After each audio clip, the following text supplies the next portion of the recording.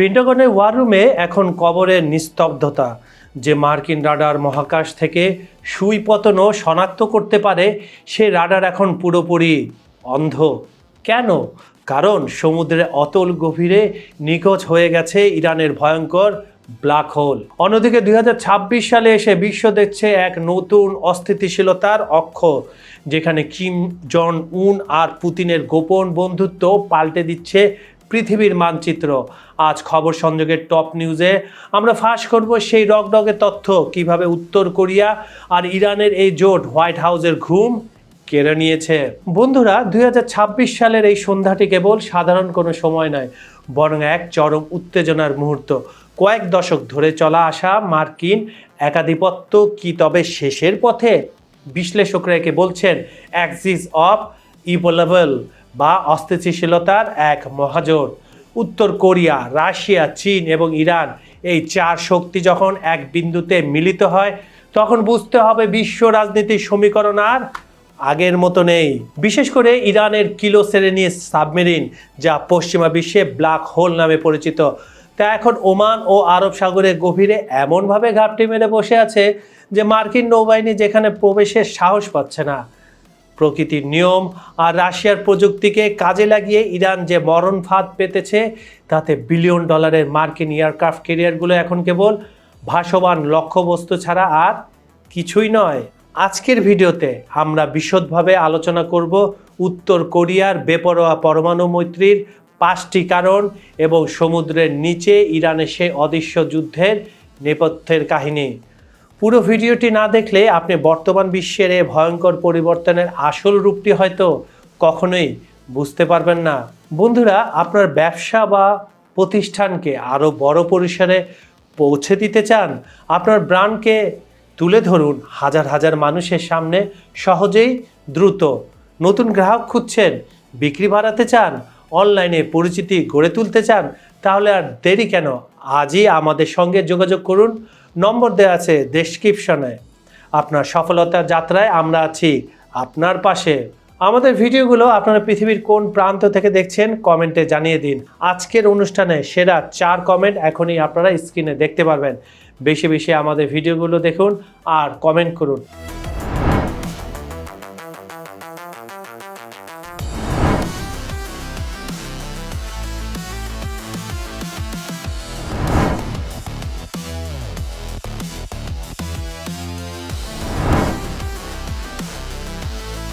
(2026) সালে উত্তর Korea, Russia, চীন ও ইরানের মহাজোট।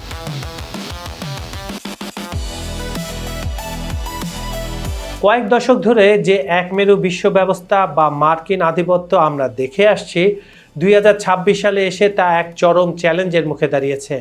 বিশ্লেষকরা এখন একটি শব্দ বন্ধ বারবার ব্যবহার করছেন, সেটা কি? অ্যাক্সিস অফ ইভোলেবল বা অস্থিতিশীলতার অক্ষ। এই অক্ষের মূল কেন্দ্রে রয়েছে উত্তর কোরিয়া, যাদের সাথে হাত মিলিয়েছে রাশিয়া, চীন এবং ইরান। পিয়ংইয়ংয়ের এই ক্রমবর্ধমান বন্ধুত্বের রসায়ন কেবল কূটনৈতিক শিষ্টাচার নয়, বরং এটি বৈশ্বিক ভূ রাজনীতিতে এক ভয়ঙ্কর ও রগরগে সমীকরণের জন্ম দিয়েছে। মার্কিন একাধিপত্যের পতন ও নিষেধাজ্ঞার প্রাচীর ভাঙা। উত্তর কোরিয়া, রাশিয়া, ইরান এবং চীন, এই 4টি দেশের মধ্যে একটি সাধারণ মিল রয়েছে। তারা সবাই ওয়াশিংটনের নিষেধাজ্ঞার তালিকায় শীর্ষে। উত্তর কোরিয়া কয়েক দশক ধরে এই একঘরে দশা ভোগ করছে। তবে 2026 সালের বর্তমান পরিস্থিতি একেবারে ভিন্ন। কিম জন উন এখন বুঝতে পেরেছেন একাকী লড়াই করার চেয়ে সমমনা শত্রুদের সাথে জোটবদ্ধ হওয়া অনেক বেশি কার্যকর। শত্রু যখন বন্ধু, এই প্রণালীটা বা এই ফর্মুলাটা কাজে লাগাচ্ছে কিম জন উন। এই দেশগুলো এখন আর মার্কিন ডলারের উপর নির্ভরশীল থাকতে চাইছে না।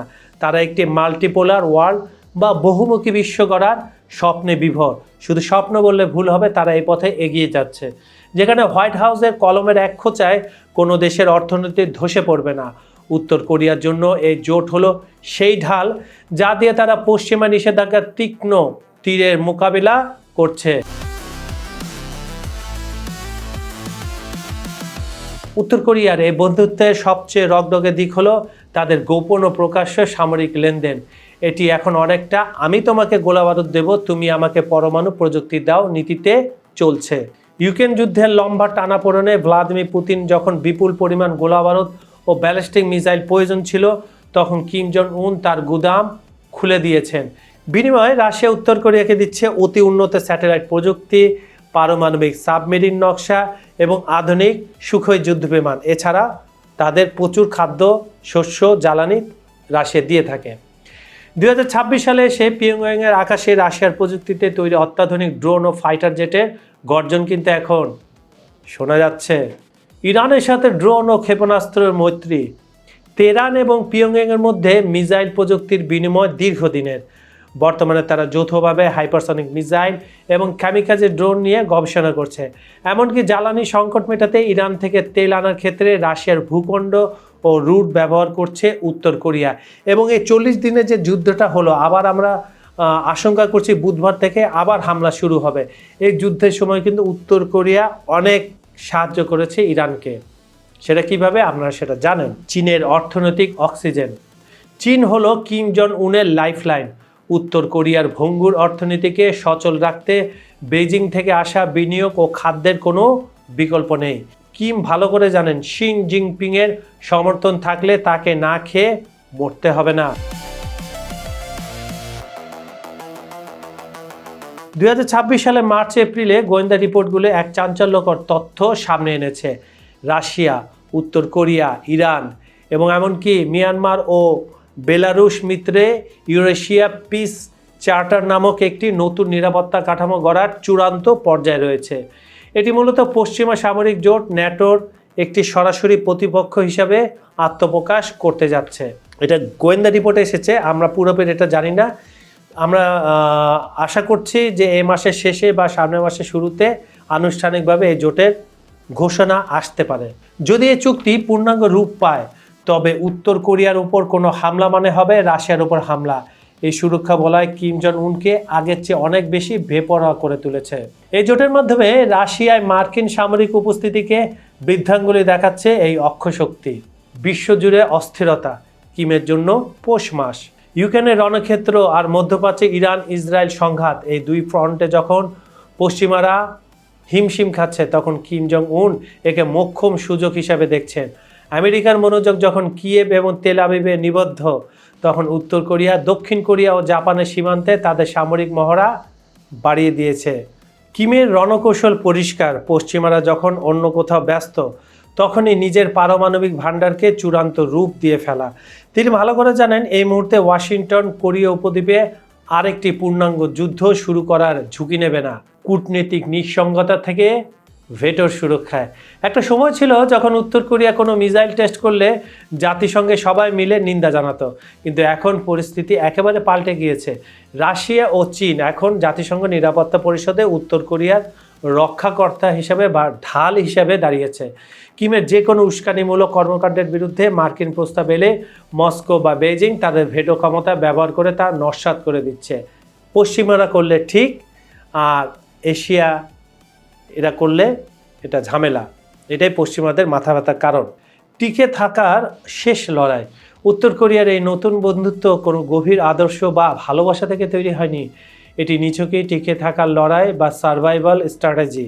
কিম জং উন খুব ভালো করেই বোঝেন, পুতিন বা জিনপিংয়ের সাথে এই গাঁটছড়া না থাকলে উত্তর কোরিয়া বিশ্ব মানচিত্রে সির্ফ একটি অন্ধকার বিন্দু হয়ে থাকতো।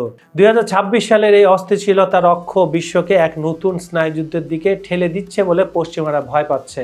কিন্তু এখন মাল্টিপোলার সিস্টেম আসাতে যদি এটা হয়ে যায়, তাহলে বিশ্বের একটা ভারসাম্য থাকবে, যেরকম ছিল 80 দশকের আগে সোভিয়েত ইউনিয়ন ও মার্কিন যুক্তরাষ্ট্রের মধ্যে, যেখানে একদিকে রয়েছে গণতন্ত্র, পশ্চিমা মূল্যবোধ তথাকথিত, আর অন্যদিকে দাঁড়িয়ে আছে একদল একনায়কতন্ত্রের কট্টরপন্থী শক্তি।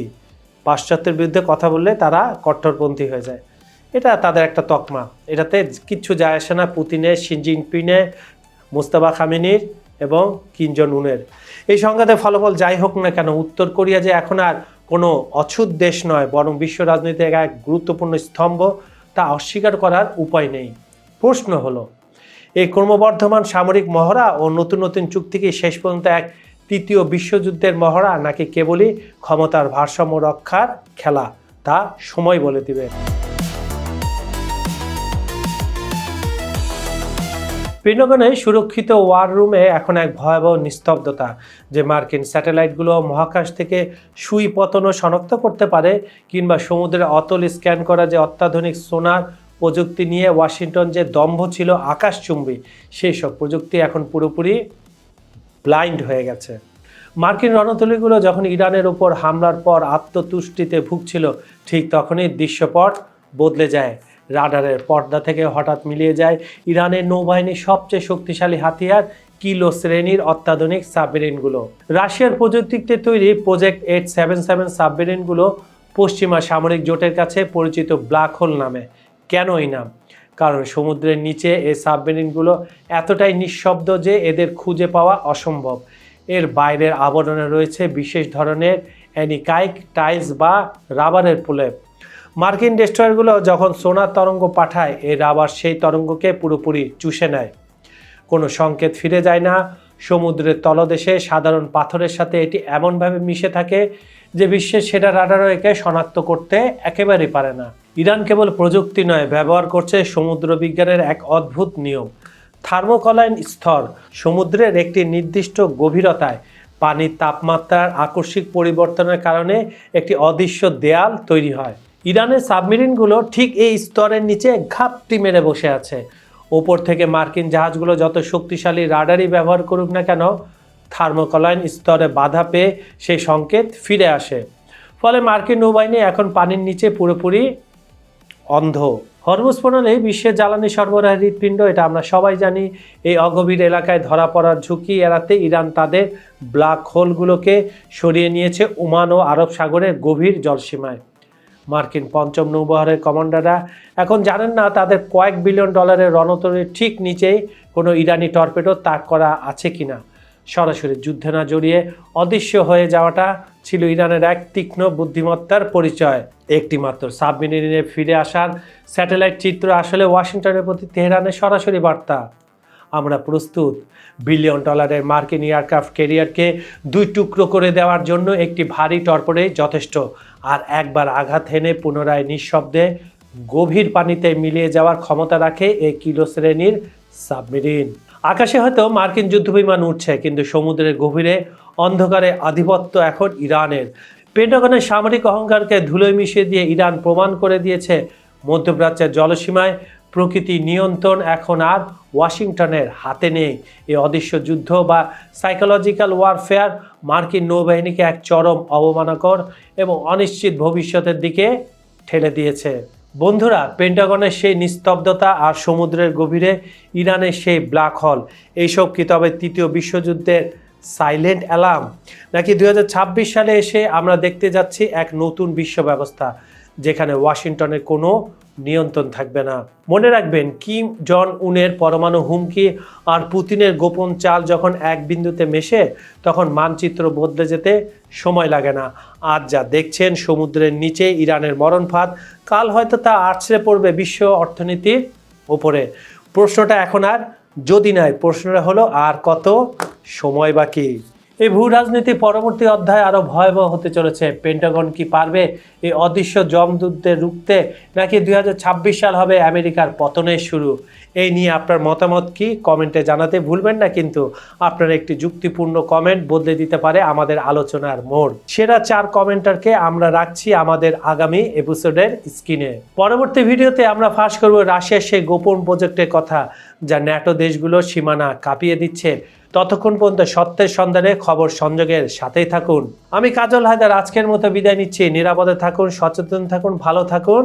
আল্লাহ হাফেজ।